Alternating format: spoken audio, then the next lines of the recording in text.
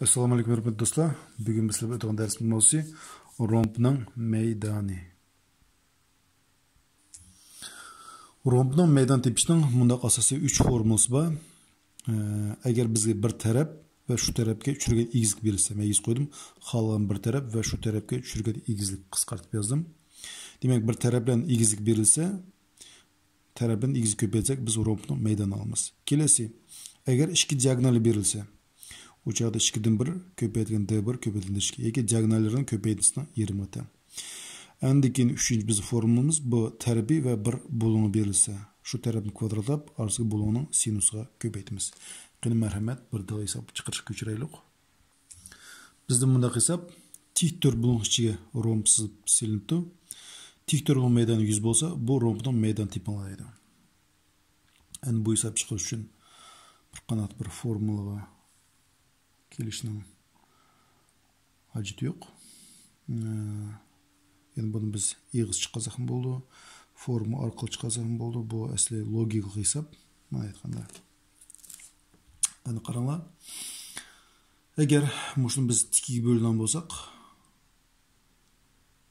hem to'g'risiga böleylik.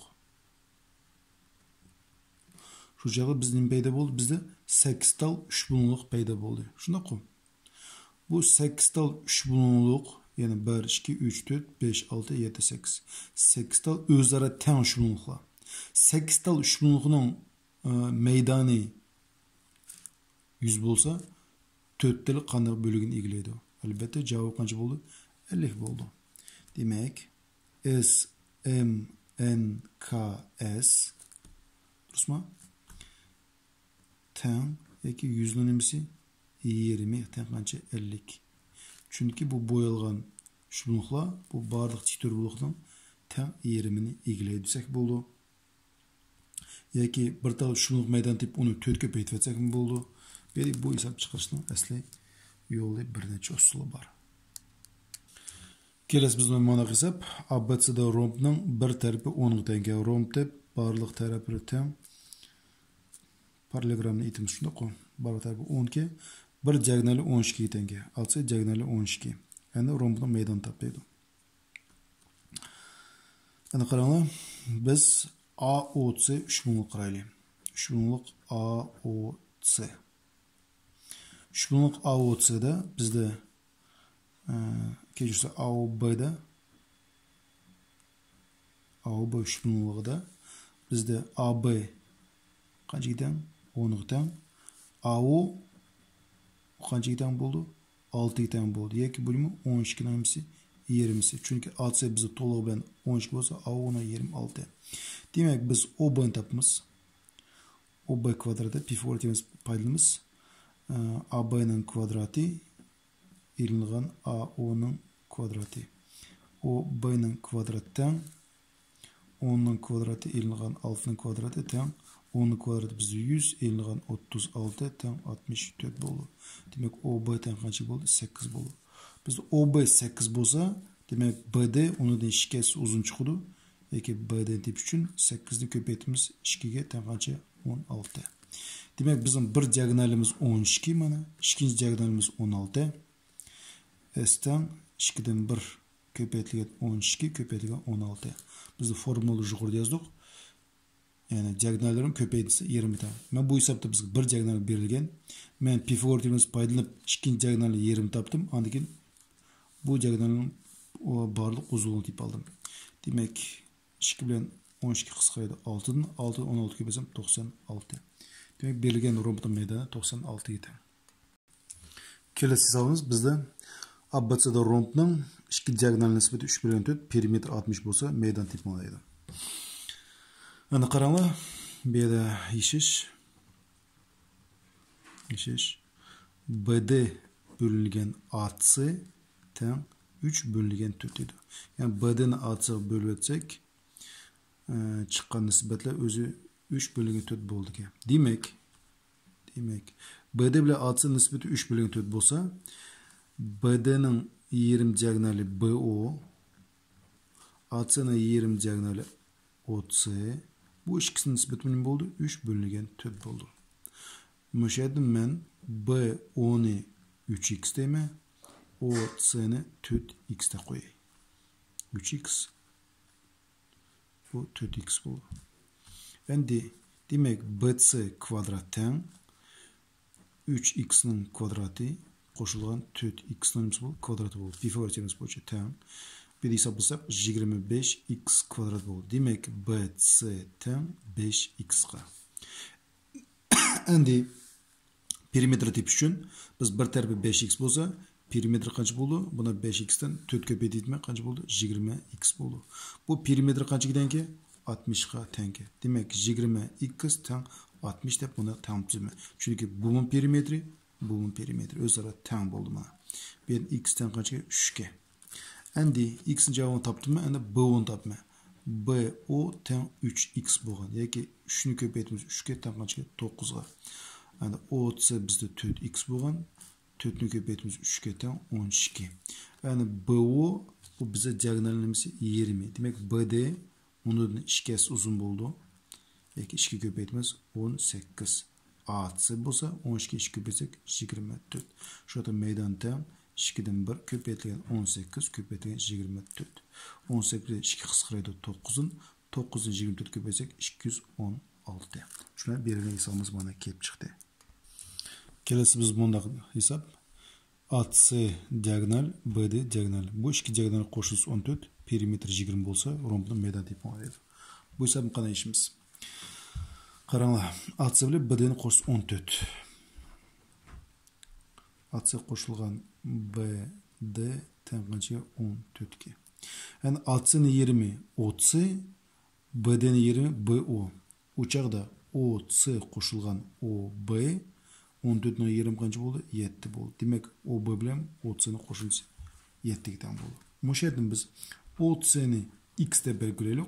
Uçaqda OB nimgiden oldu? 7 yenilgan x'ga. Çünkü x'ga 7 yenilgan x'ni koşsak, her şekilsini koşsak 7 kep çıkıdı. Yani perimetre 20 olsa, demek BC bir tarafı şu perimetre imgimiz bir tarafı şu 4'ge bölümümüz. Yani bu kancı giden 5 giden.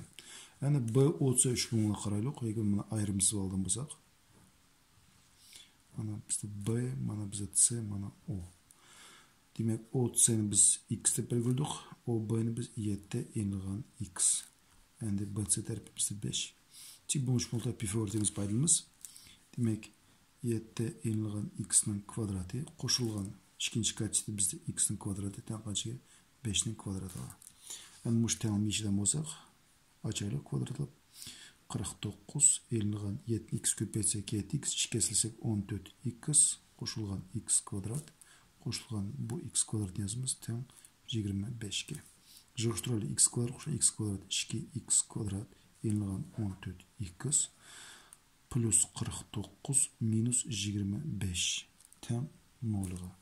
2x kvadrat yenilgan 14x koşulgan 24 teng 0'ga. Meşedin bu tamamını barlığını əzaların 2 qısqarsak x kvadrat yenilgan 7x koşulgan 12 teng 0 deyen tamamını alımız. Bu kvadrat tamamını yersek bizde x1 teng 3 x2 teng 4 degan mındaq tomirlarını alımız. Demek bizde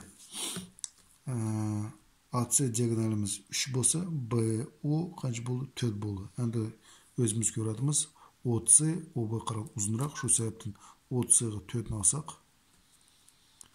OC bizde 4 bolsa BO kaç boldu? 7'ni 4'ni alsak 3.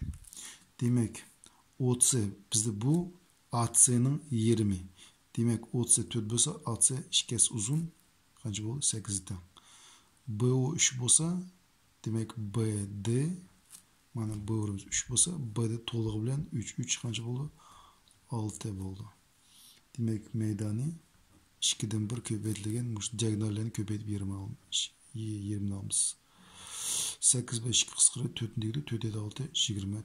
Demek belirgen rombunun meydanı qancha? 24 giden.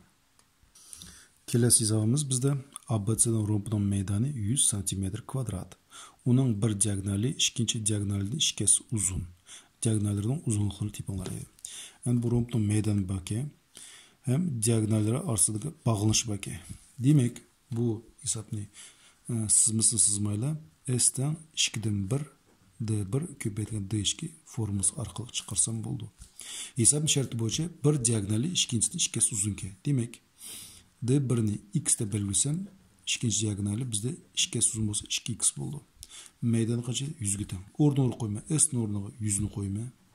Teng belgisini koymuş. 2'den 1 mi? 2'den 1'ni üstü 3 küçülmüş. D1'nin ordu'na x'ini koymuş. Köpeytken D2'nin ordu'na biz 2x'ini koyalım. 2 bilen 2 sanı kısqaydı. X köpeyecek x kvadrat teng qanchaga 100'ge. Albatta bu yerden x teng 10 çıkıdı. Andaki bu x'nin cevabını apırıp bu berilgen şarttaki x'nin ordu'na koymuş. Şu çağda bize D1 teng 10 çıkıdı. D2'miz biz qancha bo'ldi? 2'ni 10 köpeytsek 20 çıkıdı. Mana şunu biz diagonallerini tapdık. Kelesağımız bizden yana diagonal bilen meydan to'g'ri beribdi. Qaranglar, rombning diagonallarining nisbati 5 bölüngen 7. Meydani 70 cm kvadrat bo'lsa, diagonallarning uzunligini tepinglaydi. Yani bu yerdagi qo'llangan formulamiz S'dan 2'den 1 D1 köpeytilgan D2. Yani diagonallarning ko'paytirmasi 20'ga teng degan formulamiz paydamiz. Çünkü bir diagonal arasında bağlış var hem meydan var. Diagonallarning nisbati D1 bölüngen D2 qancha gidenki 5 bölüngen 7 gidenki. Muş yerden biz birinci diagonalini 5x, ikinci diagonalini 7x de belgilesek boludu. Meydan S'nin ordu'na biz 70'ini koyaylık. Teng 2'den 1 sanı köçürümüz. D1'nin ordu'na 5x'ni yazımız. D2'nin ordu'na 7x'ni yazaylık. Yani qaranglar, biz 7 bilen 70 sanı kıskarsak boldu. Qancha degidi? Her ikisini 7 qisqarsak, bu yoq 10 degidi. 10 bilen 5 sanı qisqarsak boldu. Bu yoqqa 2 degidi. Şu çağda 2 teng məxricdə 2 x köpəysə x kvadrat boldu. Endi məşədən x kvadrat tepiş üçün biz 2'ni 2'ga nima qilamiz? Köpəytimiz. Teng qancha boldu? 4 boldu. Qanday san kvadrat 4? Bu əlbəttə qancha 2'ga teng. Demek x'in cevabını tapqan bolsaq, aparıp x'in ordu'na qoysak, şu çağda D1 teng 5x deb belgildik. 5'ni 2 köpeytsek 10 boldu. Yani x'in ordu'na 2'ni koyduk. D2 teng 7x'ga 7 köpeytilgen 2 teng 14. Demek bergen rombning diagonalleri 10 ve 14. Şunu hürmetli dostlar, bugün dersim ayaklaştı. Barlarına köp rahmet.